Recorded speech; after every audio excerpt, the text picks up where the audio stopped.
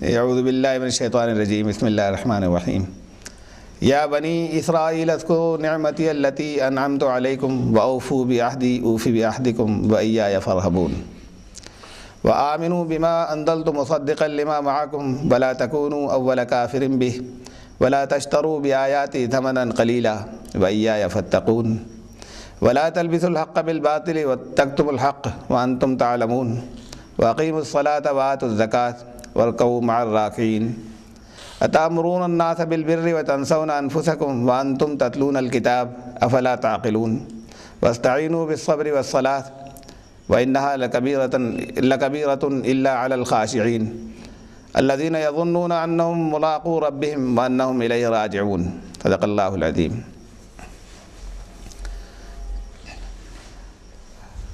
اب یہ رکوع شروع ہو رہا ہے، اس سے پہلا رکوع جس کے اندر انسان کے زمین پر آنے کا مقصد بیان کیا تھا، وہ ترتیب تھی شروعات کہ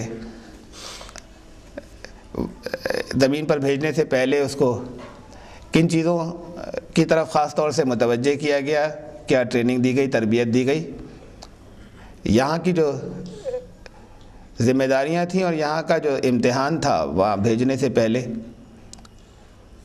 ایک وہ پس منظر تھا کہ یہاں وہ تربیت ضروری تھی ذمہ داری کو اٹھانے کے لیے، اس لیے وہاں پر رکھا تھا، ورنہ اصل میں تو زمین ہی کے لیے پیدا کیا تھا، زمین ہی پر بھیجنا تھا، کسی غلطی کے نتیجے میں انسان زمین پر نہیں آیا۔ وہ پس منظر بیان کرنے کے بعد اب پھر ترتیب کے اندر پھر خطاب جو شروع ہو رہا ہے وہ بظاہر بنی اسرائیل سے ہے شروعات۔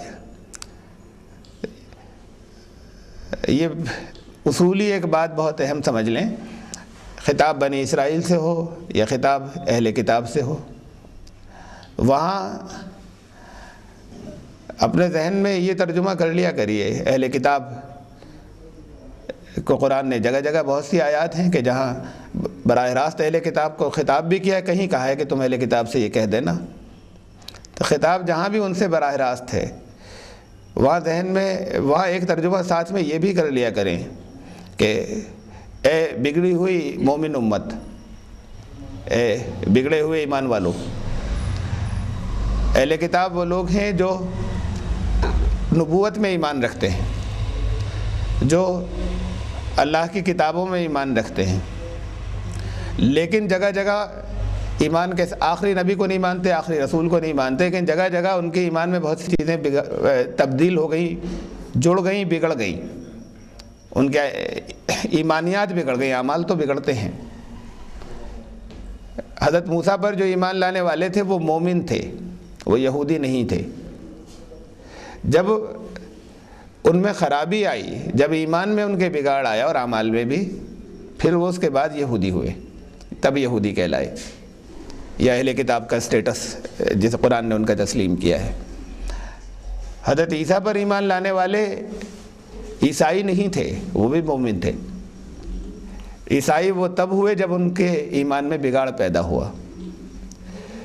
تو اہل کتاب وہ لوگ ہیں جو نبوت و کتاب پر ایمان لاتے ہیں، لیکن ان کے ایمان میں بگاڑ پیدا ہو گیا، خرابیاں پیدا ہو گئیں، اعمال میں بھی بگاڑ پیدا ہوا۔ تو ایسے آپ اپنے آپ سے ایسوشیٹ کر سکیں گے، اور خالی یہ ہوگا کہ یہ بات تو یہودیوں عیسائیوں سے کہی جا رہی ہے تو اس کو ریلیٹ نہیں کر سکیں گے، ایسوشیٹ نہیں کر سکیں گے اپنے آپ سے۔ تو وہاں ہمیشہ یہ ترجمہ کریں کہ یہ خطاب ان سے ہے کہ جو ایمان والے تھے اور بگڑ گئے، کہیں اگر چارجز و الزامات کی فہرست ہے تو، یا کہیں کچھ ان کو پچھلی باتیں اللہ نے اپنے انعامات کی اور اپنے فضل کی یاد دلائی ہیں تب، اور یا ان سے کسی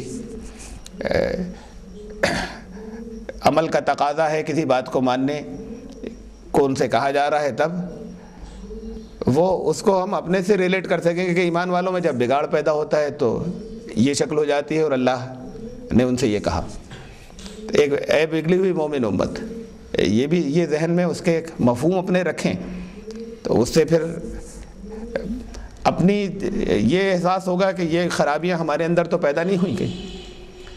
تو یہ تو ایک عام بات ہے، یہ ہر جگہ قرآن شریف میں اس کا رکھیں خیال۔ اب دوسری بات یہ کہ جہاں خطاب ان سے ہے بنی اسرائیل سے ہے یا اہل کتاب سے ہے؟ خطاب ان سے ہے، تلاوت آپ کر رہے ہیں، اور اللہ کو معلوم ہے کہ جو ایمان لانے والے ہیں وہ تو اس کی تلاوت کریں گے نہیں، آپ ہی کریں گے، اس کے معنی بھی آپ ہی پڑھیں گے۔ خطاب ان سے ہے، تو سیدھی سی یہ ایک کامن سینس کی بات ہے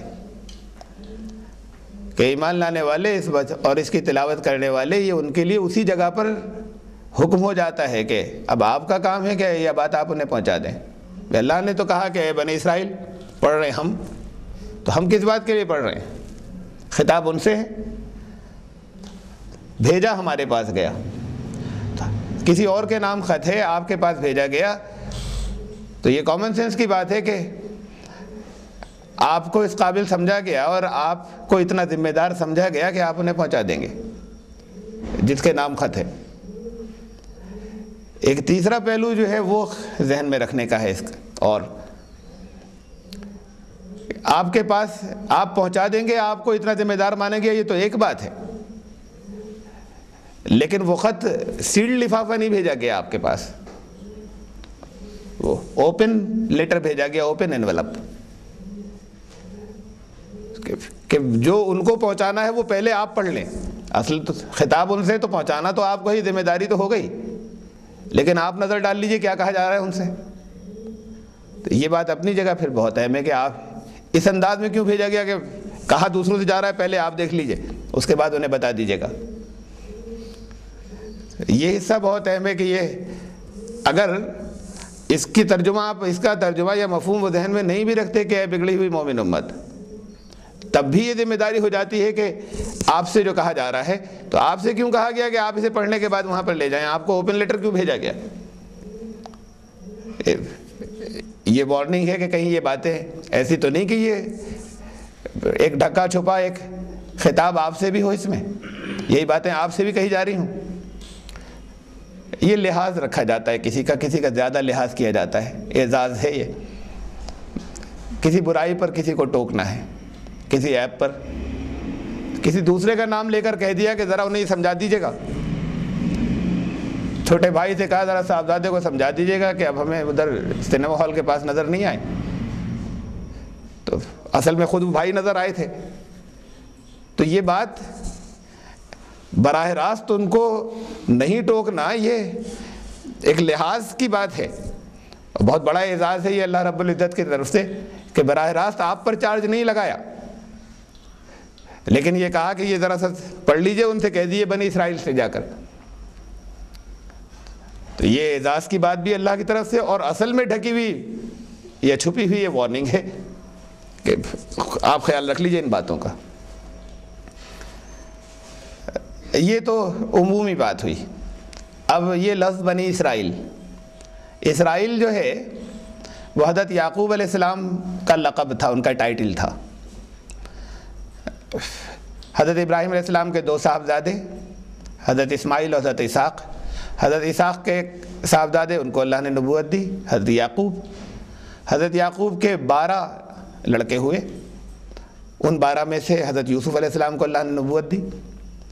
تو جو 12 حضرت یعقوب کا لقب تھا اسرائیل، ٹائٹل، ان سے حضرت یعقوب سے پھر 12 قبیلے چلے، اور وہ ان کے 12 ٹرائبز آف بنی اسرائیل، 12 ان کے بنی اسرائیل کے 12 قبیلے، تو وہ سب وہ نسلیں جو ہیں وہ کل ملا کر بنی اسرائیل کہلاتی ہیں۔ اصلاً تو اہل کتاب میں شامل ہیں، لیکن خاص طور سے اس نسل کو خطاب، نسل کا نام لیا گیا نا، بنی اسرائیل لفظ کے ساتھ میں جہاں تک لفظی معنوں کا تعلق ہے، اسرائیل سے جو نسل چلی اس نسل کے لوگوں، لیکن وہ ساری کی ساری نسل جو ہے اس میں بہت سے نبی آئے، اور ان کی بڑی تعداد جو ہے بنی اسرائیل کی وہ یہودی، مذہباً یہودی کہلائے۔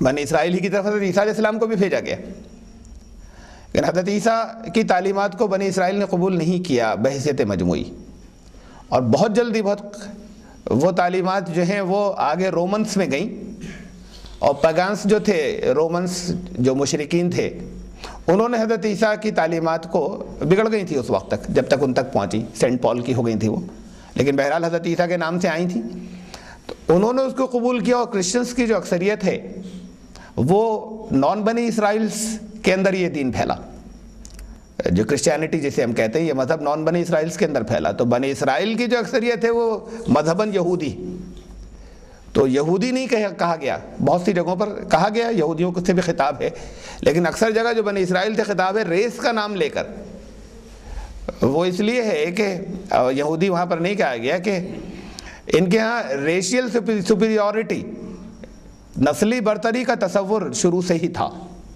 بنی اسرائیل کا خدا، آپ اگر توریت کو دیکھیں جگہ جگہ، بنی اسرائیل وہ قوم ہے جسے دنیا کے اوپر فضیلت باقی جس کا رہنے کا حق ہے، تو بنی اسرائیل کے مقابلے میں باقی لوگ کم تر درجے کے ہیں۔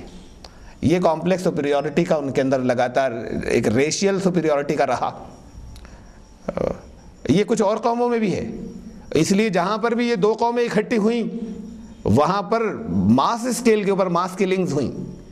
مثلا ہٹلر نے یہ کانسیپٹ دیا کہ صرف نازیز جو ہیں آرینس تھے، یہ ریشیل سپیورٹی کا تصور آرینس میں بھی ہے، اور جرمنز جو ہیں وہ پیور آرینس، یہاں ہندوستان میں تو پیور آرینس نہیں ہے، تو انہوں نے کہ جینے کا حق ہمیں ہے، دنیا میں سب سے سپیریئر ہم ہیں، اور طاقت اقتدار کا حق بھی صرف ہمیں ہے۔ اب یہ اور یہودی جہاں پر اکٹھا ہو گئے وہاں پر ماس کلنگز بڑے پیمانے کے اوپر قتل عام ہونا ہی تھا، اس لیے جو اس کے ہاتھوں جو ان کے، وہ اصل میں تو یہ دونوں پھر ایک ساتھ نہیں رہ سکتے تھے، لیکن یہاں بھی تصور یہ تھا کہ اقتدار کا حق ہمیں، وہاں اقتدار کا حق اس نسل کو ہے، نسلی برتری کی بات تھی۔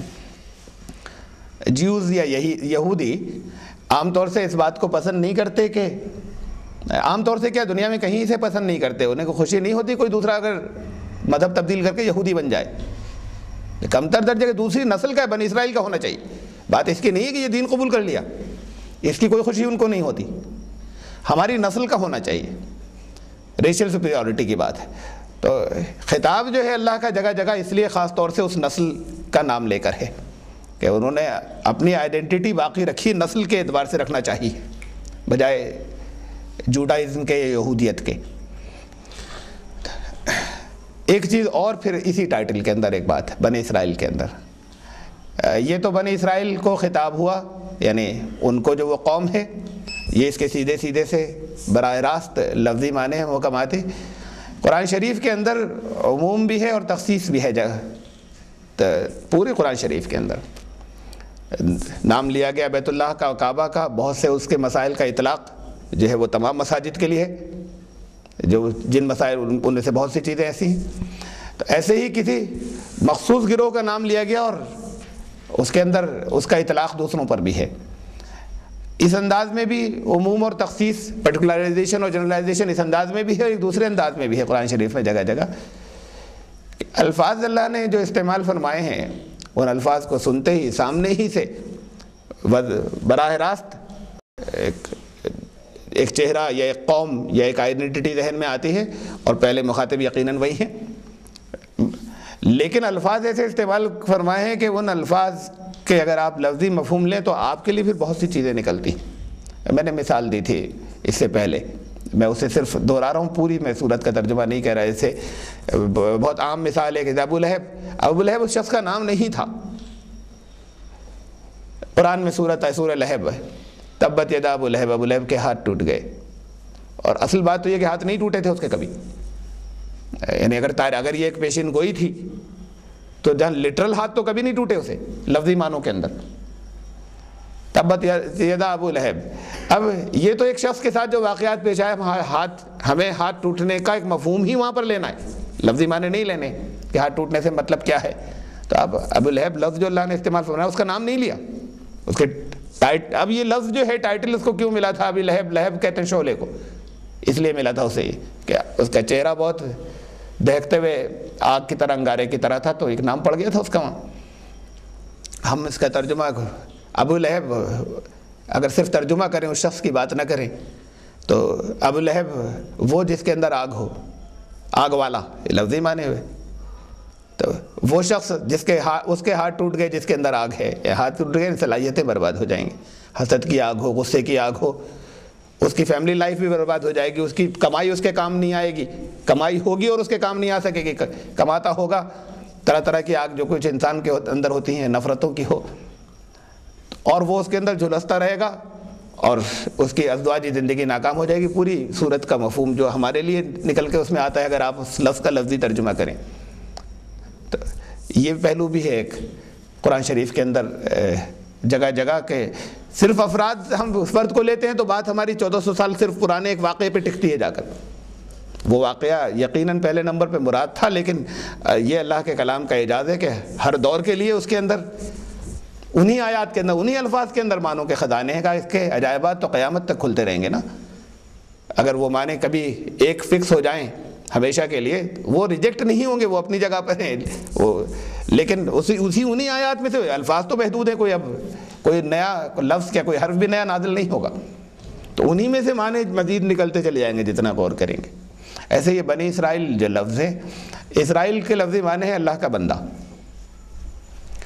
اب آپ اس کا اگر ترجمہ کرتے ہیں، یہ پہلا خطاب تو لازماً انہی سے ہے، لیکن اس کو اور آپ اس کے اندر اس کی سیکنڈ لیئر کے اندر جائیں تو پھر یہ خطاب سب سے ہو جاتا ہے، اے اللہ کے بندوں کی نسل۔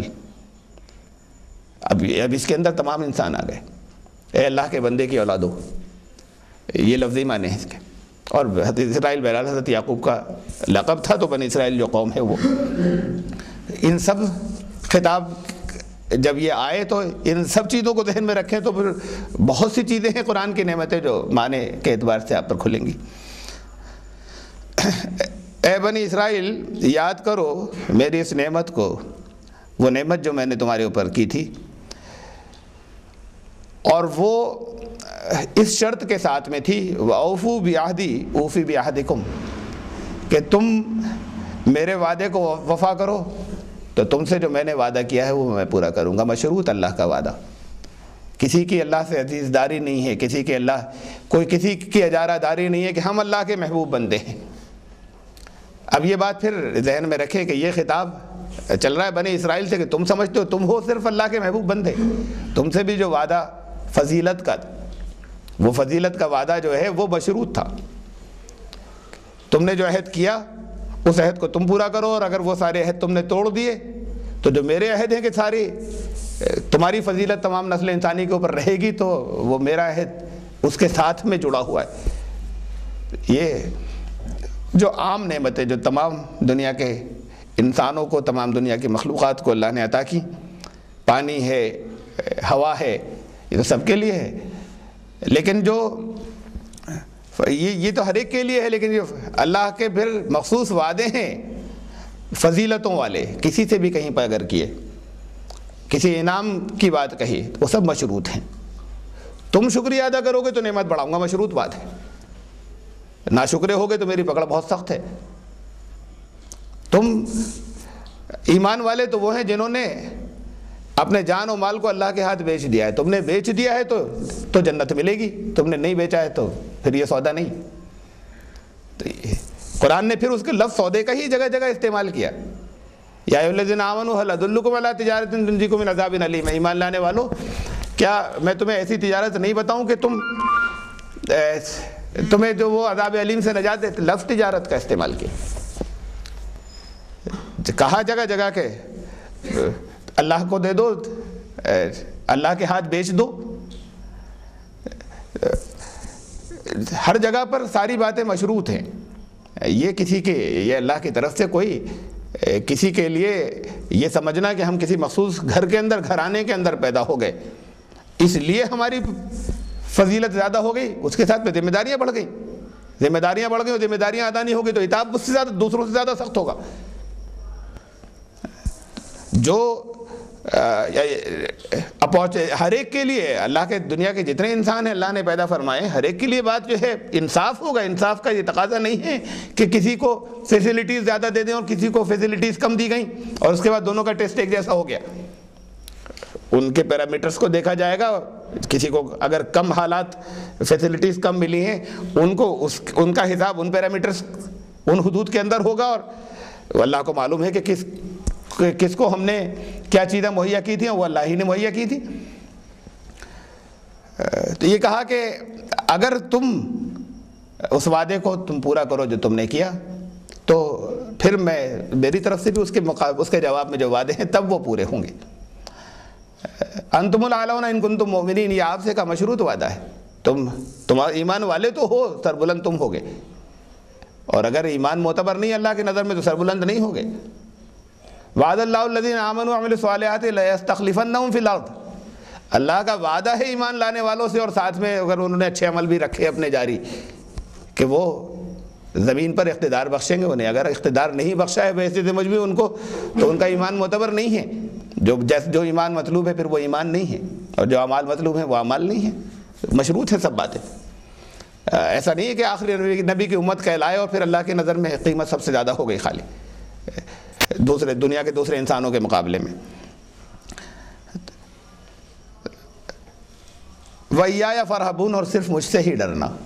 ڈر کی وجہ سے تو ہوتا ہے، جو کچھ بھی انسان کرتا ہے اگر دنیا والوں سے ڈرے گا تو ان کا لحاظ رکھے گا، اور اللہ کا ڈر ہوگا اس سب سے اوپر، تو پھر باقی ڈر نکل جائیں گا۔ مجھ سے ہی ڈرو، مجھ سے بھی ڈرو نہیں کہا، مجھ سے بھی ڈرو، دوسروں سے بھی ڈرتے رہو۔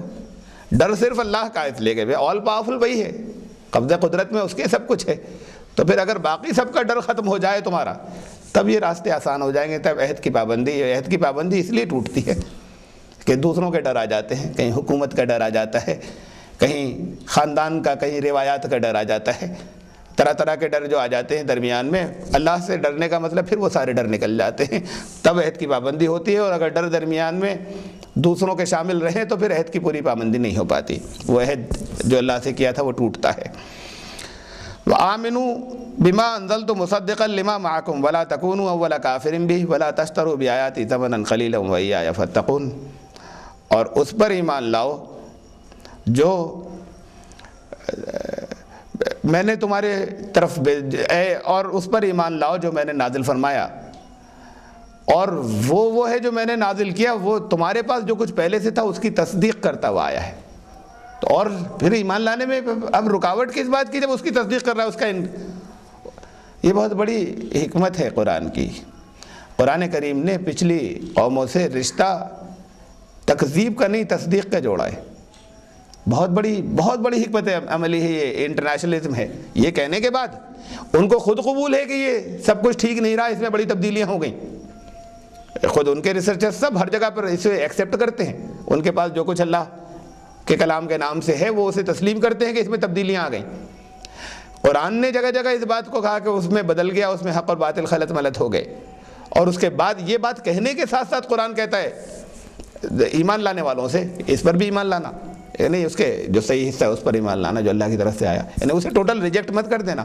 اور قرآن نے کسی جگہ ان سے تکذیب کا رشتہ نہیں جوڑا، ان سے تصدیق کا رشتہ جوڑا۔ ہر جگہ ہم تصدیق کرتے ہیں، اس کی بھی تصدیق کرتے ہیں، اس کی بھی، جو تم پر آیا اس قوم کی طرف آیا ہم اس کی بھی تصدیق کرتے باؤ۔ تو سب یہ ایک بنیاد شروع جو ہوتی ہے وہ تصدیق سے ہوتی ہے۔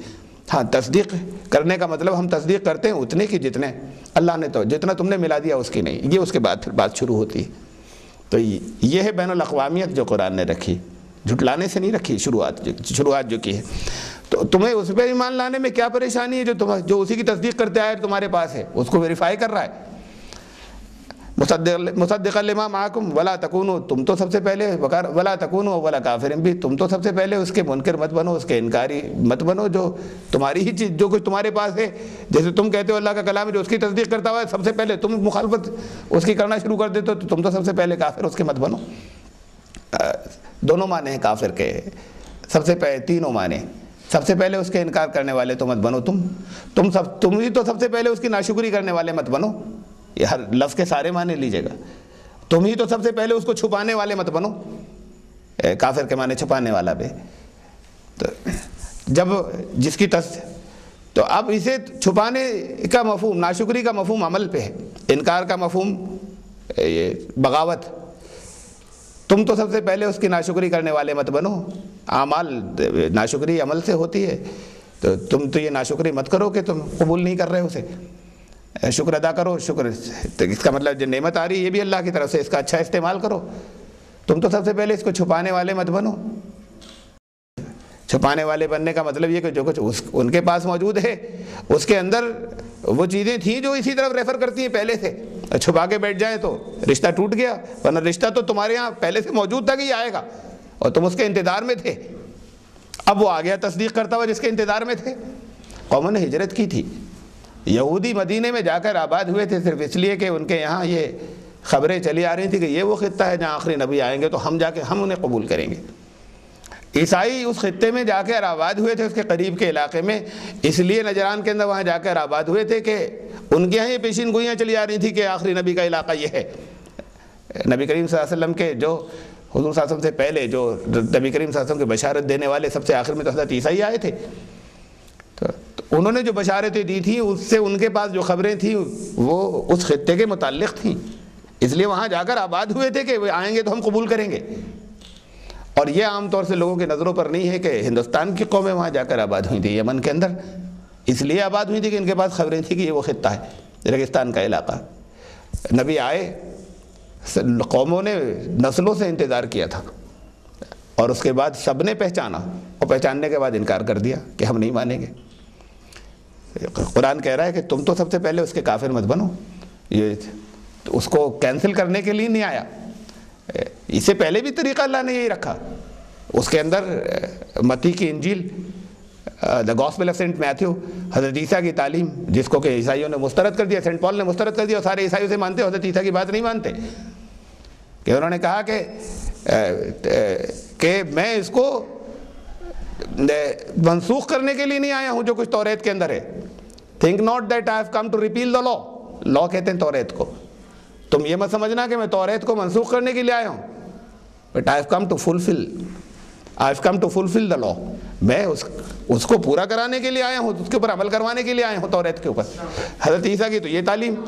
سینٹ پال نے کہا کہ شریعت جو ہے وہ تو بدماشوں کے لیے ہوتی ہے, مجرموں کے لیے ہوتی ہے, گناہ گاروں کے لیے ہوتی ہے. تم تو بڑے پاکیزہ لوگ ہو, تمہارے لیے شریعت نہیں ہوتی. اب سارے عیسائی اس کی ان کی بات تو مانتے ہیں, حضرت عیسیٰ کی بات لکھی سینٹ پال کی مانتے ہیں, حضرت عیسیٰ کی بات انجیلوں میں لکھی اسے نہیں مانتے. تصدیق سے بات شروع کی تھی انہوں نے بھی کی تھی, حالانکہ کچھ ترمیمیں اللہ نے ان کے ذریعے کرائی تھی حضرت موسیٰ کی شریعت کے اندر, لیکن بات تصدیق سے شروع کی تھی کہ میں اس کو میں پورا کرانے کے لیے آیا ہوں, اس پر عمل کرانے کے لیے آیا ہوں, میں اسے منسوخ کرنے کے لیے نہیں آیا. آتے گئے نبی, پچھلی قومیں انکار کرتی گئیں. قرآن نے ان سے یہ کہا کہ تم سب جانتے ہوئے سب سے پہلے انکاری تم بنو گے. ولا تکونوا ولا کافرین بھی ولا تشتروا بآیاتی ثمنا قلیلا. تھوڑے سے مول کے عوض, تھوڑے سے منافع کے عوض میری آیات کو بیچ مت ڈالو. تو ایک تو بامحاورہ مفہوم ہے اس کا, میری آیات کو بیچ مت ڈالو. بامحاورہ مفہوم تو واضح ہے, جملے ہی سے واضح ہے کہ اللہ اپنے دین کا سودا مت کر لو دنیا کے مفاد کے لیے. اور ایک لفظی مفہوم جو ہے اسے معلوم نہیں کیوں لوگوں کی نظریں اکثر کی نہیں گئی ہیں, جانا چاہیے. بہت واضح اس الفاظ کو چھوڑ دیتے ہیں, صرف اس سے جو ایک محاورے کا مطلب ہے وہ لیا جا رہا ہے. میری آیتوں کو بیچ مت ڈالو.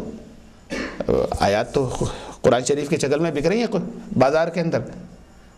حکم اس کے اندر یہ چیز بھی شامل ہے کہ قرآن کا سیل نہیں ہونی چاہیے تھی. کم سے کم درجے کی بات یہ ہے کہ قرآن کی سیل پر وہ کاروبار نہیں ہونا چاہیے تھا, منافع نہ ہوتا. اگر کوئی ادارہ اسے پبلش کر رہا ہے تو اس لیے کرتا ہے کہ لاگت آ جائے, پھر دوسرے لوگ لے جائیں. کم سے کم درجے کی بات یہ ہے کہ یہ ایسا نہیں ہوتا. لیکن سمجھا نہیں گیا یا سوچا نہیں گیا کہ ولا تشتروا بآیاتی ثمنا قلیلا کے ذیل کے مفہوم کے اندر یہ چیزیں بھی داخل ہیں کہ وہ سیل ہوتا ہے اور اس کا باقاعدہ اس کا منافع لیا جاتا ہے. پہلے معلوم ہو جائے مسلمانوں کو, اس کے بعد یہ تفصیل جب معلوم ہو جائے گی تو اس کا ارینجمنٹ ہو جائے گا کہ لوگوں کے پاس بلا قیمت پہنچے. مسجد میں زکوٰۃ نہیں لگ سکتی, مسجدیں بنتی ہیں, اور کوئی جگہ ایسی نہیں ہے دنیا کے اندر جہاں چند مسلمان اکٹھے ہو جائیں مسجد نہ بن جائے. کوئی چاہے غریب لوگ بستے ہوں وہاں پر بن ہی جاتی ہے. تو جب یہ معلوم ہے کہ نہیں لگا سکتے تو بنتی ہے. ایسا نہیں ہوتا کہ اب کہاں سے پیسے لائیں گے اور کہاں سے دیں گے تو نہیں بن پائے گی. پہلے تو معلوم ہو کہ قرآن سیل کرنے کے لیے نہیں ہے, قرآن بیچنے کے لیے نہیں ہے, اللہ کی آیات ہیں اس کے اندر. جب یہ عام مسلمانوں کو معلوم ہو جائے تو اس کے انتظام ہو جائیں گے. خالی ضروری نہیں ہے کہ سعودی عرب کے شاہ یا شہزادے جو ہیں اسے تقسیم کرا رہے ہیں دنیا کے اندر. یہاں پر بھی ایسی بڑی بڑی تنظیمیں جو ہیں وہ کھڑی ہو سکتی ہیں، ایسے بڑے بڑے ادارے کھڑے ہو سکتے ہیں جو اس کام کو انجام دے لیں کہ ایک فنڈ بن گیا، اب اس سے وہ مسلمان جو ہیں اس کے اندر لگاتار تعاون کرتے رہیں گے اور چلتا رہے گا۔ آخری درجے کی بات یہ ہو سکتی ہے کہ وہ اس کی لاگت جو ہے وہ لے لی جائے، تو وہ کم سے کم یہ ہوگا کہ منافع نہیں لے رہی۔ آخری درجے کی بات ہے، بہتر تو یہ ہے کہ وہ فراہمی اس کی جو لینا چاہے اس کو فراہم ہو جائے۔ وَلَا تَشْتَرُوا بِآيَاتِي ثَمَنًا قَلِيلًا وَإِيَّايَ فَاتَّقُونَ، اور صرف میرا ہی تقوی اختیار کرنا۔ تقوی کے مفہوم بہت تفصیل سے میں پہلے رکھ چکا ہوں، یہ ڈرنا نہیں ہوتا تقوی، یہ عام ڈر خشیت جسے کہتے ہیں وہ اور چیز ہے، اور تقوی اور چیز ہے۔ تقوی ہے اللہ سے محبت کی وجہ سے ڈرنا، کہ اس کی کہیں جس سے آدمی بہت زیادہ محبت کرتا ہے پھر ڈرنے لگتا ہے کہیں ایسی چیز نہیں ہو جو پسند کے خلاف ہو جائے، تو وہ ڈر اصل میں تقوی ہے۔ اس کی سزا کا ڈر تقوی نہیں ہے، وہ اس سے بھی فائدے ہیں، اس کی سزا کے ڈر سے بھی، کہ کم سے کم انسان برائی سے تو بچ جائے گا، برائی سے بچ جائے گا تو اللہ کا وعدہ ہے کہ اچھی جگہ پہنچ جائے گا، تو وہ ڈر بھی مفید ہے۔ لیکن جو مطلوب ہے اصل، جس پہ پورے قرآن شریف کے اندر زور دیا گیا ہے، وہ خالی سزا کے ڈر سے، اور وہ اس سے بہت ڈرایا گیا ہے، لیکن سزا کے ڈر سے نہیں، یا انعام کے لالچ سے نہیں، اللہ کی محبت کی وجہ سے یہ ڈر پیدا ہو جائے کہ اس کے یہ جگہ جگہ سوچنے لگے کہ اس کے مزاج کے خلاف تو نہیں ہے، اس پسند کے خلاف تو نہیں ہے، صرف میرا ہی تقوی اختیار کرو۔ وَلَا تَلْبِسُوا الْحَقَّ بِالْبَاطِلِ وَتَكْتُمُوا الْحَقَّ وَلَا تَلْبِسُوا الْحَقَّ بِالْبَاطِلِ وَتَكْتُمُوا الْحَقَّ وَأَنْتُمْ تَعْلَمُونَ، اور باطل اور حق کو خلط ملط مت کرو، اور حق کو چھپاؤ مت جانتے بوجھتے۔ جانتے ہو حق کو جان رہے ہو اور پھر چھپاتے ہو، حق کو جانتے ہو پھر باطل کے ساتھ ملا دیتے ہو، مکس اپ کر دیتے ہو۔ وَلَا تَلْبِسُوا الْحَقَّ بِالْبَاطِلِ، لفظی معنی ہے کہ حق کے اوپر باطل کا لباس مت چڑھاؤ، اور اس کے اصل معنی یعنی اس سے جو مفہوم نکلتا ہے وہ یہ کہ حق اور باطل کو گڑبڑ مت کرو، یہ پیکج نہیں، حق بالکل پیور الگ رہے گا۔ جو پیورٹی ہوتی ہے وہ امپیورٹی کا ایک قطرے سے بھی وہ ناپاک ہو جاتی ہے۔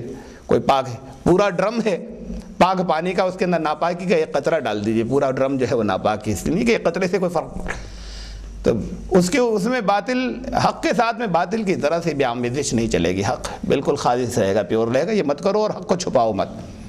چھپایا انہوں نے بنی مطلب تاریخ اس کے اندر اگر ہم 2-3 قوموں کا نام لیں تو انہوں نے بھی چھپایا، یہودیوں نے بھی حق کو چھپایا، اور چھپایا نہیں اور حق اور باطل کو گڑبڑ بھی کیا، اس حق کے ساتھ میں باطل کی آمیزش کی۔ حق کے نام کے اوپر انہوں نے اپنے علماء کے اور اپنے بزرگوں کی قبروں کی پوجائیں شروع کروائیں، ان کے مزارات کے اوپر، یہ سب حق، یہ ساری چیزیں انہوں نے حق کے نام، حق کے ساتھ میں باطل کی آمیزش، حق کے ساتھ میں باطل کی آمیزش ہی تھی جس نے حضرت عیسیٰ علیہ السلام کو اللہ کا بیٹا بنوایا عیسائیوں کے ہاتھوں۔ اللہ کا ایک عیسائی پادری تھے، ان کے سامنے میں نے توریت کے اندر جو رسول اللہ صلی اللہ علیہ وسلم کی پیشین گوئی ہے میں نے ان کے سامنے وہ پڑھی، میں نے کہا فادر یہ آپ تو اس پوری بائبل کو مانتے ہیں، ہولی بک کہتے ہیں، یہ جو اس کے اندر ہے ڈیٹرانومی 18:18 جو کتاب استثناء اس کا 18 چیپٹر اور اس کی ورس نمبر 18، اس کے اندر یہ کہا گیا ہے کہ میں ان کے بھائیوں میں سے میں ان کے درمیان ان کے بھائیوں میں سے ایک نبی کو برپا کروں گا۔ تو میں نے ان سے کہا کہ یہ آگے اور پوری ہے، تو کہ یہ لفظ جو نبی آیا ہے I'll raise them a prophet from among their brethren، تو یہ ریز دے میں پروفٹ، میں ایک نبی اٹھاؤں گا ان کے بھائیوں میں سے، یعنی وہاں بھائیوں کا مطلب تھا بنی اسرائیل سے کہا جا رہا ہے، حضرت موسیٰ کہہ رہے ہیں تو بھائیوں سے مطلب یہ تھا کہ بنی اسرائیل نہیں، ان کے بھائی جو ہیں وہ بنی اسماعیل ہیں، ان میں سے آئے گا نبی۔ بہرحال نے کہا کہ یہ پروفٹ کی جو بات کہی جا رہی اٹھائی جا رہی ہے یہ کس کے لیے ہے؟ تو انہوں نے کہا کرائسٹ کے لیے ہے، جیسس کرائسٹ کے لیے۔ یہ پہلے میں نے پروفٹ پہ زور نہیں دیا تھا، میں نے کہا یہ پیشین گوئی ہے، ہم یہ آپ کے سامنے ہے، یہ آپ جانتے ہیں کس کے لیے؟ انہوں نے کہا کہ حضرت عیسیٰ کے لیے، ان کا یشوع کے لیے ہے، جیسس کرائسٹ کے لیے۔ تو میں نے کہا بالکل آپ شیور کہ حضرت عیسیٰ کے لیے ہے پورا؟ یہ اسی وقت کہہ دیا آپ نے؟ کہا کہ یا پہلے سے آپ کی نظر پہ یہ بات تھی اور آپ مانتے تھے اس بات کو کہ حضرت عیسیٰ کے لیے؟ انہوں نے کہا کہ نہیں، ہم اس کو ہمیشہ سے جانتے ہیں اور حضرت عیسیٰ کے لیے پیشین گوئی ہے۔ میں کہا اس میں لفظ پروفٹ آیا ہے، نبی، اس کا مطلب حضرت عیسیٰ نبی تھے، پہلی بات تو یہ مانیے۔ اب حضرت عیسیٰ کو نبی کہاں مانتے ہیں؟ وہ خدا کا بیٹا ہے، اس کو وہ تو حضرت عیسیٰ کے نبیوں کی بات ہوتی ہے کہ حضرت عیسیٰ کے بعد کے نبی ان کے تو خدا ہی ہے، تو ان کے کرائسٹ کے بعد کے نبی تو کہ پہلی بات تو یہ ہو گئی، اگر اسے آپ حضرت عیسیٰ کے لیے مانتے ہیں، یہ بات تو ایک الگ ہے کہ اسے ہم بات کو غور کریں کہ حضرت عیسیٰ کے لیے تھی یا نہیں تھی، لیکن اگر آپ اسے مانتے چلے آ رہے ہیں تو آپ یہ بھی مانتے ہیں کہ ہی واز اے پروفٹ. اب انکار کی کوئی گنجائش نہیں تھی کہیں پر. انہوں نے مطلب ذرا سا گڑبڑ کہا کہ yes he was a prophet, but تو کہ دونوں چیزیں ایک ساتھ نہیں چلیں گی، خدا کا بیٹا اور خدا کا بھیجا ہوا نبی پروفٹ. تو اب اس کو چونکہ اس پیشین گوئی کو ان کو حضرت عیسیٰ کے لیے رکھنا تھا، تو انہوں نے لفظ پروفٹ کو بھی ان کے لیے، نبی کو بھی ان کے لیے تسلیم کیا. یہ حق کے ساتھ میں باطل کی آمیزش ہے. حق کے ساتھ حق کو الگ رکھو، باطل اس کے اندر ذرا سا بھی شامل مت کرو. حق کے ساتھ باطل کو انہوں نے ملایا. حق کے ساتھ میں باطل کو ملانے کی چیزیں اپنے آپ بھی ہوتی ہیں، طرح طرح سے مختلف انداز میں ہوتی ہیں، جو کہ حق کے ساتھ میں باطل کی آمیزش ہوتی ہے. میں تفصیل میں نہیں جا رہا. اور کہا کہ حق کو چھپاؤ مت، کنسیل مت کرو. حق کو چھپانا جیسے کافر کے ایک معنی چھپانے والا، تو حق کو چھپاتے ہو تو کافر ہو. اس سے پہلے کہا وَلَا تَكُونُوا أَوَّلَ كَافِرٍ بِهِ، سب سے پہلے تو تم اس کے کافر بن جاؤ. اگلی آیت میں یہ کہا تھا کہ حق کو چھپاؤ مت. تو حق کو اگر چھپاتے ہو تو بھی کافر. جانتے تھے وہ یہ نبی ہیں اور ان کا نہیں مانیں گے. حبیب بن اخطب اور ان کے بھائی حضرت صفیہ کے والد اور چچا ام المومنین کے، ان کی گفتگو انہوں نے جو حضرت صفیہ کی زبانی آئی انہوں نے سنی. جب انہوں نے جب یہ سنا کہ مدینے کے اندر ایک شخص ہے جو نبوت کا دعویٰ کرتا ہے، تو دونوں عالم تھے، یہودی عالم تھے. ان کی آپس میں بات چیت ہوئی اور انہوں نے کہا کہ بھئی دیکھو یہ جاؤ ہو کر آؤ، دیکھیں یہ تو ہمیں معلوم ہے کہ اس خطے میں ایک نبی آنے والا تھا، جا کے چل کے دیکھنا چاہیے. گئے وہاں پر، لوٹ کر آئے. پھر دونوں بھائیوں میں بات چیت ہوئی. تو اب بات چیت یہ ہے کہ پوچھا کہ کہو کیا ہوا، کیا دیکھ کر آئے. تو جو گئے تھے انہوں نے جواب دیا کہ خدا کی قسم، حبیب بن اخطب نے جواب دیا کہ خدا کی قسم یہ وہی رسول ہے جس کا ہمیں انتظار تھا، جس کا ذکر ہم اپنی کتابوں میں پاتے ہیں. اور پھر اب کیا ارادہ ہے؟ تو کہا کہ پھر قسم کھائی دوبارہ کہ خدا کی قسم ہم آخر وقت تک مخالفت کریں گے اس کی. ہم تو سمجھتے تھے بنی اسرائیل میں آئے گا، ہے تو وہی لیکن ہم میں نہیں آیا. تو اب یہ جانتے ہیں اور جاننے کے بعد حق کو چھپایا. قرآن نے کہا یعرفونہ کما یعرفون ابناؤہم، ایسے جانتے ہیں جیسے اپنے اولادوں کو جانتے ہیں، اپنے بچوں کو جیسے جانتے ہیں ایسے جانتے ہیں کہ نبی ہیں. جاننے کے بعد انکار کیا. کہ یہ حق کو چھپانا ہے. تو حق کو چھپانا کفر ہے. جنہوں نے چھپایا وہ کافر. یہاں اگر کوئی یہ اصول ہیں، حق کی بات کہیں پر بھی، یہاں بھی اگر کہیں کسی معنی میں کسی جگہ پہ کہیں چھپائی جاتی ہے تو وہ کفر ہے. حق کو چھپانے والا کافر ہوتا ہے. حق کو چھپانا کفر کہلاتا ہے. حق کے ساتھ میں باطل گڑبڑ مت کرو اور حق کو چھپاؤ مت. اور علم رکھنے کے بعد، علم آنے کے بعد ہی چھپایا جاتا ہے، جانتے بوجھتے. غلطی کسی سے ہو گئی تو اللہ دیکھنے والا ہے. کوشش کے باوجود غلط بات آئی اور اس کو ٹھیک سمجھ رہے تھے، لیکن جانتے ہیں اور غلط بات شامل کر رہے ہیں، اور جانتے ہیں اور حق کو روک رہے ہیں، تو یہ کفر ہے. تم سب سے پہلے اس کے کافر مت بنو، اور تم عقل رکھنے والے ہو، تم کتاب کی تلاوت کرنے والے ہو، تم حق کو بات تم جاننے والے ہو، علم رکھنے والے ہو، اور تم ایسا مت کرو. واقیموا الصلاۃ وآتوا الزکاۃ وارکعوا مع الراکعین، صلاۃ قائم کرو، زکوٰۃ ادا کرو، اور رکوع کرنے والوں کے ساتھ میں تم بھی رکوع کرو. وارکعوا مع الراکعین، یہ صلاۃ اور زکوٰۃ یہ تو واضح ہیں، اس کی تشریح کی ضرورت نہیں. تشریح کی تو بہت باتیں ہیں، لیکن میں تھوڑا سا تفصیل اور پچھلی مرتبہ کے مقابلے میں کم کر رہا ہوں. صلاۃ اور زکوٰۃ یہ کہا کہ بنیادی ارکان ہیں جس سے ہٹے ہوئے کہ نماز قائم کرو، زکوٰۃ دو. اس کے بعد کہا وارکعوا مع الراکعین، رکوع کرنے والے. تو جب نماز کہہ دی تو یہ کیا ہے؟ وارکعوا مع الراکعین، رکوع کرنے لفظی معنی. اور رکوع کرنے والوں کے ساتھ تم بھی رکوع کرو. رکوع کا مطلب جھکنا، یہ لفظی معنی ہے. رکوع کرنے والوں کے ساتھ تم بھی رکوع کرو. جب نماز کی بات آ گئی تو پہلی چیز اس کے اندر جو بہت واضح ہے، ان کے ساتھ تم بھی کرو کا مطلب اب اگر نماز ہوگی تو جماعت سے ہوگی، دوسروں کے ساتھ. رکوع کرنے والوں کے ساتھ رکوع کرو، تو رکوع کرنے والوں کے ساتھ رکوع کرو کا مطلب جماعت کے ساتھ میں تاکید ہے. اپنے گھر پہ بھی کر سکتے تھے، دوسروں کے ساتھ کرو. اور اس کا جو زیادہ وسیع مفہوم ہے وہ یہ کہ جیسے ایمان لانے والے ایمان لائیں ویسے تم بھی ایمان لاؤ. اللہ کے آگے تم بھی جھکو. کہ وہ جھک رہے ہیں تو ان ٹکڑا الگ مت رکھو نسلی برتری کی وجہ سے کہ ہم میں نہیں آیا. دین کو چھپا رہے ہو، اس کے ساتھ باطل گڑمٹ کر رہے ہو. ایمان لانے والوں کے ساتھ میں مل کے تم بھی ایمان لاؤ، اللہ کے آگے جھک جاؤ. یہ لفظی معنی ہیں، اور اس میں سے یہ مسائل نکلتے ہیں کہ تاکید ہے کہ جماعت کے ساتھ میں پڑھو. پھر ایک اس میں سے اور مسائل نکلتے ہیں، فقہی مسائل نکلتے ہیں اس حصے میں سے. وَارْكَعُوا مَعَ الرَّاكِعِينَ، بہت سی جگہوں پر جہاں پر ائمہ میں اختلافات ہوتے ہیں، کسی ائمہ فقہ میں کہیں اگر اختلافات ہوتے ہیں تو قرآن کی تاکید یہ ہے کہ اس جہاں بنیادی اختلاف ہو کسی بات میں، افضل و غیر افضل کا نہیں، کہیں بنیادی اختلاف کسی بات میں ہو تو قرآن کی تاکید یہ ہے کہ اس مسئلے کو پھر قرآن و سنت میں ڈھونڈو بجائے اس کے کہ انہی سے لیے چلے جاؤ.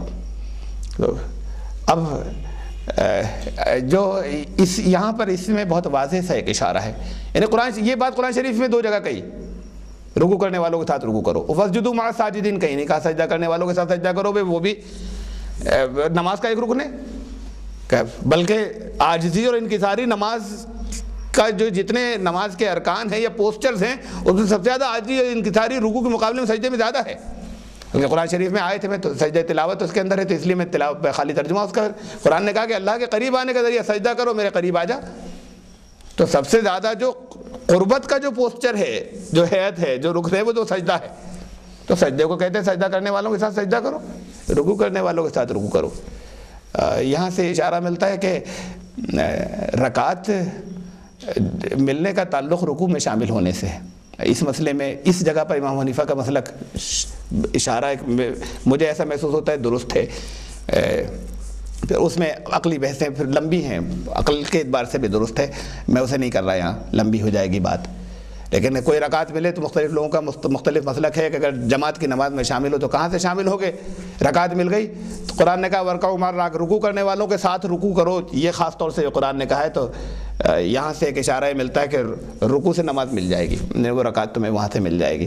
ایک ہمارے فقہی اختلافات کے اندر ایک اور کوئی فقہی اختلاف ایسا نہیں جس کے اشارے قرآن کے اندر نہیں وہاں حل کرنے کے. بہرحال یہاں پر صرف اس کا تذکرہ تھا. ایک پہلو اور ہے اس کے اندر، وَارْكَعُوا مَعَ الرَّاكِعِينَ، اور رکوع کرنے والوں کے ساتھ میں رکوع کرو. کہا جا رہا ہے بنی اسرائیل سے، یعنی بات آپ سے بھی کہی جا رہی ہے، اس لحاظ سے آپ نے اپنے مسائل پہ غور کیا. لیکن نام جہاں ہم تخصیص لیتے ہیں تو ان کو خطاب ہے. دنیا میں بہت سے مذاہب ہیں اور ان کی اپنی اپنی عبادتیں ہیں، عبادت کے طریقے ہیں اس وقت جو رائج ہیں. بہت سے مذاہب کے سارے مذاہب کی عبادتوں کے طریقوں کو اٹھا لیجئے، ان میں آپ کو قیام ملے گا، ان میں آپ کو سجدے ملیں گے، اس میں آپ کو قعود بیٹھنا وہ ملے گا. رکوع غائب ہو گیا ہے. یعنی دنیا کے مختلف مذاہب کی عبادتوں میں سے رکوع غائب ہے. الگ الگ ہیں، پوری نماز کے سارے ارکان نہیں ہیں، لیکن کھڑے ہو کے عبادتیں ہوتی ہیں، سجدے کی شکل میں عبادتیں ہوتی ہیں، بیٹھ کر دوزانو بیٹھ کر عبادتیں ہوتی ہیں.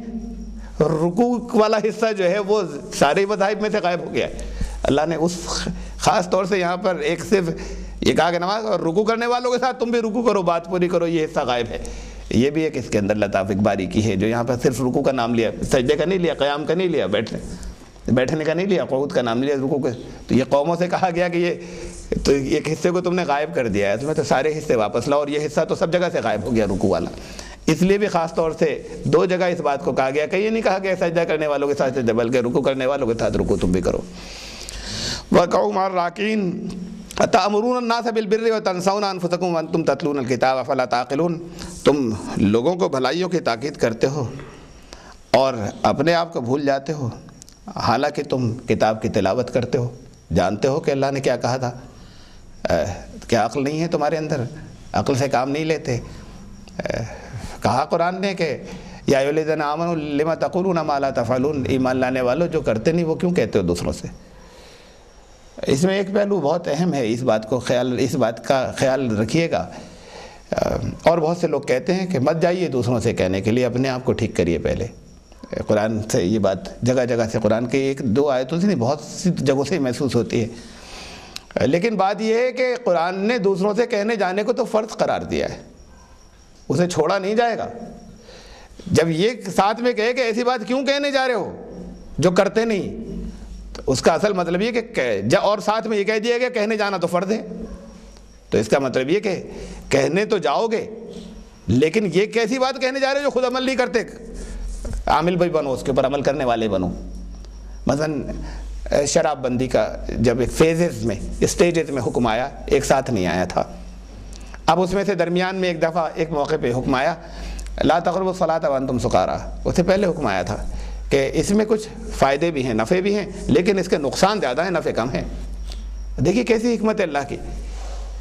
اگر خالی اتنی بات کہی جاتی، سب سے پہلا حکم جب آیا تھا، خالی اتنی بات کہی جاتی کہ اس میں بہت نقصان ہے۔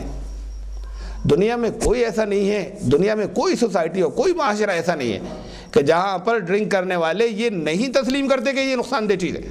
کوئی جگہ دنیا میں ایسی نہیں ہے، سب کہتے ہیں کہ نقصان دہ چیز ہے۔ تو اگر قرآن یہ بات کہتا تو سب مانتے، یعنی چاہے عمل نہ کرتے لیکن اس بات کو اصولی طور پہ سب مانتے کہ ٹھیک کہہ رہے ہیں کہ بھئی بہت نقصان کی چیز ہے، چھوڑ دو۔ قرآن نے، اور ساری دنیا مانتی اسے، اس کے بعد قرآن نے کہاں سے شروع کی؟ بات یہاں سے شروع کی کہ اس میں فائدے ہیں، اس میں نفع ہیں۔ قرآن اس کو یہ کہہ کے کوئی نہیں چھٹواتا ہے۔ تو حکمت عملی قرآن کی لگاتار لوگوں کو اور مزاج زیادہ سے زیادہ قریب لانے کی، اس میں فائدے ہیں، لیکن نقصان اس کے فائدوں کو اوورٹیک کر رہے ہیں۔ نقصان اتنے زیادہ ہیں کہ وہ فائدے جو ہیں وہ منیمائز ہو جاتے ہیں۔ بات فائدے سے کہہ کے شروع کیا۔ بہرحال یہ پہلا حکم آیا، تھوڑے عرصے کے بعد بہت سے لوگوں نے اس بات پر چھوڑ دیا، کچھ عرصے کے بعد دوسرا حکم آیا، اگلا حکم آیا لا تقربوا الصلاۃ وانتم سکارا، نشے کی حالت میں مت جانا نماز کے پاس۔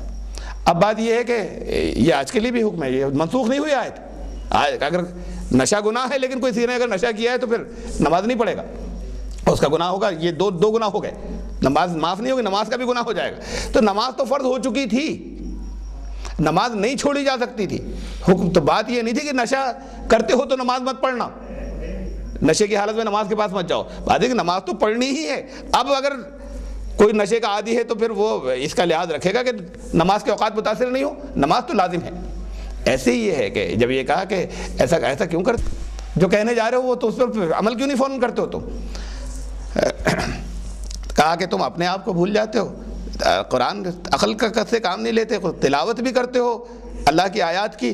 آپ نے حضرت عیسیٰ نے کہا تھا، حضرت عیسیٰ نے کہا کہ یہ جو یہودی عالم ربی، یہ بڑے بڑے علماء، ان کی باتیں اپنے حواریوں سے، اپنے ڈسپلس سے کہا تھا، اپنے ماننے والوں سے، کہ ان کی باتیں سننا، ان کی باتیں ماننا، ان کے جیسے عمل مت کرنا، جیسے یہ رہتے ہیں، جو جن باتوں پہ عمل کرتے ہیں ان کو دیکھ کر ان کے جیسے عمل مت کرنا، باتیں سننا اور ماننا۔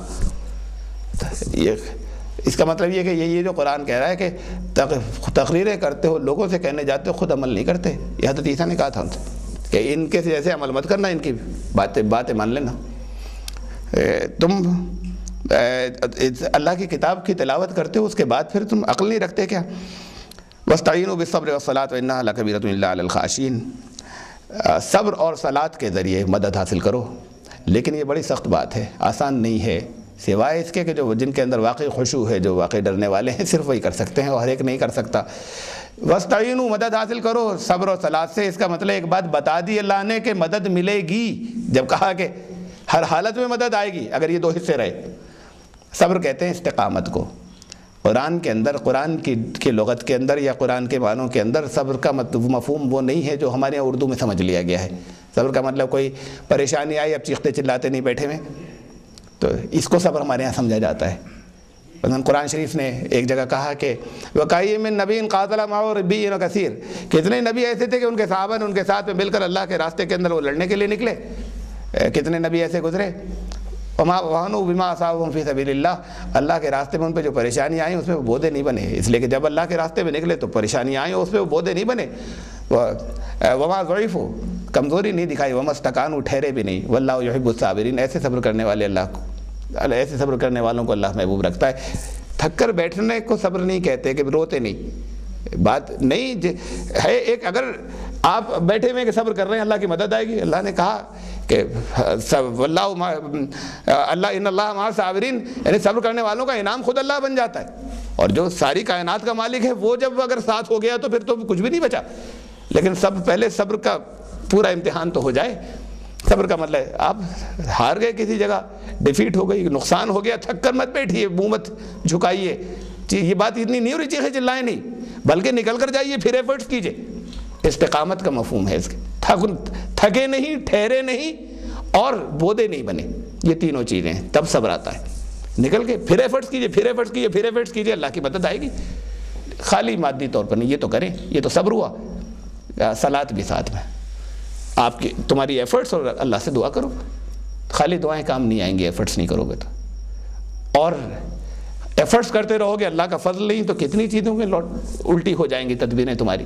یہ دونوں چیزیں چاہیے، مدد آئے گی، لیکن پہلے صبر کا امتحان تو ہو جائے، کسا جائے گا، اس بیچ میں لوگ ڈراپ کر جائے۔ معلوم ہے جب اللہ نے کہا مدد آئے گی تمہیں ملے گی، یہی تھی دنیا کی بات ہے، وَاسْتَعِینُوا تمہارا پورا ہوگا۔ جب اللہ نے کہہ دیا اس ذریعے سے مدد مانگو، تو جس سے مدد مانگی جاتی ہے اس نے کہا کہ ایسے مانگ لو، تو ملے گی کیسے نہیں، لیکن اس راستے سے نکل کر ملے گی۔ بیچ میں لوگ ڈراپ کر جاتے ہیں، تھک، بیچ میں لوگ ہمت ہار دیتے ہیں کہ ابھی تک نہیں آئی، جب اللہ نے کہا آئے گی تو آئے گی، لیکن وہ جو صبر کا امتحان ہے وہ پورا ہو جائے۔ یہ دو جگہ کہا ہے قرآن شریف نے، یہ آیت، یہ الفاظ دو جگہ آئے، دوسری جگہ ساتھ میں اور تفصیل اس کی آ گئی، وَاسْتَعِینُوا بِالصَّبْرِ، اے ایمان لانے والو، یا الذین آمنوا اسْتَعِینُوا بِالصَّبْرِ وَالصَّلَاۃِ، اے ایمان لانے والو صبر و صلاۃ کے ذریعے مدد لینا۔ اس میں آگے جا کر کہا ہے اس صبر و صلاۃ کے سلسلے میں کہ وَلَنَبْلُوَنَّكُمْ بِشَيْءٍ مِّنَ الْخَوْفِ وَالْجُوعِ وَنَقْصٍ مِّنَ الْأَمْوَالِ وَالْأَنفُسِ وَالثَّمَرَاتِ وَبَشِّرِ الصَّابِرِينَ، اور تمہیں آزمایا جائے گا، امتحان جانتے ہو کیسے کیسے آئیں گے، جان و مال کے نقصان ہوں گے، اس کے ثمرات کے نقصان ہوں گے، خوف آئے گی، بھوک آئے گی، یہ سب چیزیں آئیں گی۔ بالکل یہ معمولی سا نہیں ہوگا کہ ایسی کامیابی ملتی چلی جائے۔ وَبَشِّرِ الصَّابِرِينَ، صبر کرنے والوں کو دے دینا بشارت۔ تو یہ یہاں پر کہا کہ مدد مانگو صبر و صلاۃ کے ذریعے۔ وَإِنَّهَا لَكَبِيرَةٌ إِلَّا عَلَى الْخَاشِعِينَ، بہت مشکل کام ہے، آسان نہیں، ساتھ میں اللہ نے کہہ دیا مدد آئے گی، جیتو گے، لیکن تم ثابت قدم تو رہو، آسان نہیں ہے۔ جو واقعی جن کے اندر خشوع ہو، ڈرنے والے ہوں، صرف انہی کے بس کی بات ہے یہ حصہ کہ استقامت اور اللہ سے مدد مانگتے رہنا، چاہے جتنی آزمائشیں ہوں نکلیں گی، مدد آئے گی اور پھر سب کے اوپر آئیں گے، لیکن اس بیچ میں تھک نہ جائیں، درمیان میں بودے نہ بنیں۔ الذین یظنون انہم ملاقو ربہم وانہم الیہ راجعون، اور وہ لوگ ہیں جو استقامت، جو صبر کر سکنے، جو صبر کے امتحانات سے گزر جانے والے وہ لوگ ہیں جنہیں اپنے رب سے ملاقات کی امید ہے۔ یہ بات حاضر ہے کہ ہمیں لوٹ کر وہاں جانا ہے۔ دیکھیں وہاں پر بھی وہ دوسرا حصہ جو میں نے بتایا ابھی، جس کا حوالہ دیا، جہاں پر یہ صبر و صلاۃ کی بات کہی کہ اس کے ذریعے مدد مانگو، وہاں پر یہی کہا کہ وہ بشر صابرین، اور صبر کرنے والوں کو بشارت دے دو۔ وہ صبر کرنے والے کون؟ الذین اذا اصابہم مصیبۃ قالوا انا للہ وانا الیہ راجعون، وہ جب ان کے اوپر کوئی مصیبت آتی ہے تو وہ فوراً ذہن میں یہ یاد کرتے ہیں ہمیں اللہ سے ملنا ہے، انا للہ وانا، وہ یہ کہتے ہیں انا للہ وانا الیہ راجعون۔ اب آپ کا کوئی نقصان ہو جاتا ہے، عادتاً آپ میں سے بہت سے کہتے ہیں انا للہ وانا۔ میرے استاد تھے، وہ ترجمہ اس کا کرتے تھے، بڑی عجیب باتیں تھی، ہر بات میں حکمت ان کی جو تھی، عجیب حیرت انگیز چیزیں تھیں، حیرت انگیز نکات کہتے تھے۔ جانتے ہیں اس کا مطلب کیا؟ انا للہ وانا الیہ راجعون، پہلے لفظی معنی سن لیجیے، انا للہ و انا الیہ راجعون، ہم بھی اللہ کے ہیں، سب کچھ اللہ کا ہے، و انا الیہ راجعون، اور ہمیں ایک دن اسی کے پاس لوٹ کر جانا ہے۔ کوئی مصیبت آ جائے، پریشانی آ جائے، کوئی نقصان ہو جائے تو یہ قرآن نے کہا کہ وہ یہ کہو، لوگ کہتے ہیں عادتاً کہتے ہیں، کہنے لگے اس کا مطلب یہ ہے۔ اب یہ تو لفظی ترجمہ ہوا اس کا کہ اللہ ہی کے لیے سب کچھ اور ہمیں بھی اللہ کی طرف لوٹ کر جانا ہے۔ تو وہ کوئی چیز کھو گئی، کوئی نقصان ہو گیا، کہتے ہیں انا للہ و انا الیہ راجعون کا مطلب ہے یعنی ہمیں لوٹ کر جانا ہے، یہ اس میں آ رہا ہے نا۔ اور یہاں چیز کھوئی ہوئی ہے کوئی، یا نقصان ہوا ہے، کہا اس کا ترجمہ یہ ہے، اس کا مفہوم یہ ہے کہ سامان تو پہنچ گیا، اب ہم بھی آنے والے ہیں۔ یہ جو اپنے رب سے ملاقات کا جیسے کہ اب ہمیں سب کچھ ملنا ہے، سارا انعام وہاں ملنا ہے، اس سے بہت بڑھ کر ملنا ہے۔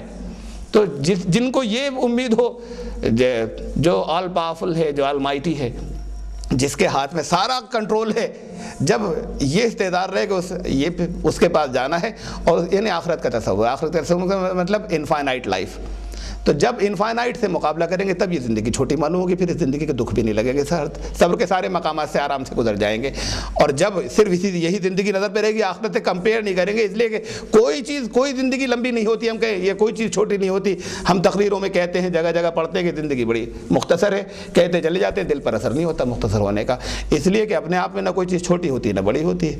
جب تک اس کے ساتھ میں ہم کمپیئر نہیں کرتے آخرت سے، تب تک یہ چھوٹی ہوتی نہیں۔ بہت یہ 80 سال 90 سال بہت لمبے لگتے ہیں، پریشانیوں کے 10 دن کور نہیں ہوتے۔ ایک یہ ہوتا ہے کہ ابھی ہو جائے، ایک دن کے اندر نمٹ جائے، ابھی تک مصیبتیں جانی رہی، آزمائشیں ختم نہیں ہو رہی، ارے 10 دن کیا، یہ 10 سال 20 سال 50 سال 100 سال کچھ نہیں ہے۔ مقابلہ تو اس سے کیجیے، لائف زندگی جو اصل ہے وہ تو ہزاروں نہیں، لاکھوں نہیں، کروڑوں نہیں، اربوں کھربوں، لمٹ لیس، کوئی لمٹ نہیں ہے، آپ گنتی کوئی نام لے لیجیے اس سے آگے ہے، جو اس سے بھی آگے ہے۔ تو جب اس سے مقابلہ کریں گے تو ایسے جیسے سمندر پہ کوئی بلبلہ پھوٹ گیا، پھر کوئی تکلیف نہیں ہوتی، پھر سارے صبر کے مقامات سے گزر جاتے ہیں۔ جب آخرت سے کمپیئر کرتے رہیں کہ وہ زندگی آ رہی ہے اللہ سے ملاقات کا مطلب یہ کہ وہ آخرت کا استحضار اس کے اندر رہے، تو وہ لوگ کہا کہ یہ آسان نہیں ہے، تمہیں بتا دیا مدد ملے گی، جیت ہوگی تمہاری، فتح ہوگی تمہاری، لیکن اور یہ اس کا نسخہ ہے، اللہ کا فضل بھی مانگو اور ثابت قدم رہو، جو آزمائشیں ہیں ان سے گزر جاؤ۔ لیکن لوگ تھک جاتے ہیں، بیچ میں رک جاتے ہیں، کمزور ہو جاتے ہیں، صرف وہ پاس کر پاتے ہیں اس امتحان کو جو اللہ سے ملاقات کی امید رکھتے ہیں، یعنی جن کے ذہن کے اندر آخرت کی وہ ہمیشہ کی زندگی اور حقیقی انعام کا تصور ہوتا ہے۔ ان کی نظر میں یہ اپنے کاموں کے لیے کتنی مصیبتیں پریشانیاں اٹھاتے ہیں، کام کرنے والے چاہے اسٹوڈنٹس ہوں کتنی محنت کرتے پاس ہوں گے، کاروباری لوگ کتنی بے پناہ محنت کرتے ہیں کہ اس کا ریوارڈ ملے گا اور انعام ملے گا، امید نقصان بھی ہو سکتا ہے، نقصان ہو بھی جاتے ہیں، خالی اس امید پر اپنے آپ کو اپنی جان ہلاکت میں ڈالتے رہتے ہیں، اور کھانا نہیں کھایا، 1 دن نہیں کھایا، 2 دن نہیں کھایا، سو نہیں رہے، بھاگتے چلے جا رہے ہیں، آواز بیٹھ گئی، بخار آ گیا، پھر بھی سفر کر رہے ہیں۔ کس لیے کر رہے ہیں؟ اس لیے کر رہے ہیں کچھ پروفٹ ہوگا، امکان ہے لاس بھی ہو سکتا ہے، لاس ہو بھی جاتا ہے، تو خالی اس کے لیے اپنے آپ کو ڈالتے ہیں تکلیف میں اور نکل جاتے ہیں ان امتحانوں سے اس امکان کے اوپر، اور یقینی بات ہے اور امتحانوں سے گزر نہیں پاتے، اس لیے کہ اس کا انہیں کافی یقین ہوتا ہے کہ پروفٹ ہوگا۔ اس کی یہاں پر یقین کی کمی ہے۔ اگر یہ یقین ہو جائے کہ یہ اتنی لمبی زندگی انعام کی آنے والی ہے، پھر 10 سال کی بات نہیں، 10 دن کی بات نہیں، 10 منٹ کی بات نہیں، تو 100 سال کی زندگی جو ہے وہ ایسی ہوگی بلبلہ، پوری زندگی آدمی صبر کر لے گا، حالانکہ وہ پوری زندگی کی ضرورت نہیں پڑے گی، اس لیے کہ قرآن کہہ رہا ہے مدد یہیں آئے گی، نکل تو جاؤ اس سے۔ پھر اگر چند سال اگر آ جاتے ہیں تو کیا پریشانی کی بات ہے، وہ چند سال تو بالکل اس 100 سال کے مقابلے میں بھی کچھ نہیں ہے، اور اس طویل زندگی کے مقابلے میں تو اور بھی کچھ نہیں ہے۔ تو صبر اور صلات کے ذریعے اللہ سے مدد مانگو تو اللہ کی مدد جو ہے وہ لازمی آئے گی۔ دعا کر لیں کہ اللہ تعالیٰ سب کو توفیق عطا فرمائے، اور جو کچھ یہاں پر قرآن کریم کی تلاوت ہوئی، اللہ تعالیٰ اس کا علم بھی عطا فرمائے، قرآن کا آپ کو اس کا عالم بھی بنا دے، اس کا عامل بھی بنا دے، اس پر عمل کرنے والا اور اس کا حامل بھی بنا دے۔ جیسے یہودیوں نے، جیسے بنی اسرائیل نے اور جیسے اہل کتاب نے جیسے اس کے حامل بنے تھے، قرآن نے کہا کہ وہ تو ایسے حامل بنے تھے جیسے گدھے کے اوپر بوجھ ہوتا ہے، تو اللہ ہم آپ کی پناہ چاہتے ہیں ایسے حامل بننے سے، اس کے جاننے والے بنے، اس پر عمل کرنے والے بنے، اور اس کا حق حامل کرنا یعنی اس کے حق ادا کرنے والے بنے۔ اللہ تعالیٰ اس کو شفا بنا دے ہماری دینی زندگی کے لیے، ہماری آخرت کی زندگی کے لیے تو قرآن شفا ہے، لیکن قرآن اللہ آپ نے فرمایا اور آپ کی بات حق ہے کہ یہ اس دنیاوی زندگی کے لیے بھی شفا ہے، ہمارے امراض کے لیے شفا ہے، اور امراض صرف یہی نہیں ہوتے پیٹ خراب ہو گیا یا سر کے اندر درد ہو گیا یا کسی کو کوئی بھی امراض، تو پھر دلوں کے بھی امراض ہوتے ہیں، اس کے لیے بھی قرآن نے کہا کہ یہ شفا ہے، جو سینوں کے اندر بیماریاں ہیں اس کے لیے بھی شفا ہے۔ تو اللہ تعالیٰ اے اللہ اس قرآن کو ہماری ہر چیز کے لیے شفا بنا دے، ہماری دنیاوی جو پریشانیاں ہیں وہ بھی امراض ہیں، اس سے جو ہم فکر مند رہتے ہیں اس کے لیے بھی شفا بنا دے، اور اے اللہ ان پریشانیوں کو سب کی اس کی برکت سے اور اس پر ایمان لانے کے اور اس پر یقین کی برکت سے اللہ تعالیٰ دور کر دے ان تمام طرح کی بیماریوں کو جو اندر ہیں جو باہر ہیں، جو ظاہر میں ہیں اور جو باطن کے اندر ہیں، اور اللہ تعالیٰ ہماری ان کوششوں کو قبول فرما، آمین۔ صلی اللہ تعالیٰ علیہ